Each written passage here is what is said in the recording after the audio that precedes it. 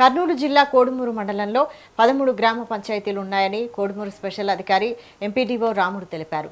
ఏప్రిల్లో సర్పంచ్ల పదవీకాలం ముగియడంతో ప్రభుత్వం స్పెషల్ అధికారిగా తనకు నియమించిందని అన్నారు.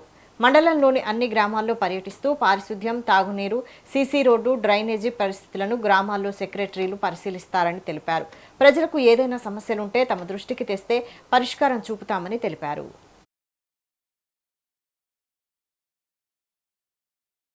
గ్రామ పంచాయతీలు మనకు కోడుమూరు మండలంలో 13 గ్రామ పంచాయతీలు ఉన్నాయి. సర్పంచుల పదవి కాలము ఏప్రిల్ 2వ తారీఖున పూర్తయింది. సర్పంచుల పదవి కాలం పూర్తయిన తర్వాత అధికారులు, మండల స్థాయి అధికారులందరూ కూడా మండల స్థాయిలో ఉన్నటువంటి అధికారులను కలెక్టర్ గారి ఆదేశాల మేరకు స్పెషల్ ఆఫీసర్స్ గా కూడా అపాయింట్ చేయడం జరిగింది. 2 గ్రామ పంచాయతీలకు ఒకరు, 3 గ్రామ పంచాయతీలకు ఒకరు, 4 గ్రామ పంచాయతీలు అలాగా. స్పెషల్ ఆఫీసర్ పీరియడ్ మొదలైనప్పటి నుంచి కూడా ఇంతకుముందు సర్పంచుల పీరియడ్ లో జరిగినట్టుగా శానిటేషన్, డ్రింకింగ్ వాటర్ ఏర్పాట్లు, అదే విధంగా స్ట్రీట్ లైట్ ఏర్పాట్లు ముమ్మరంగా చేస్తున్నాము.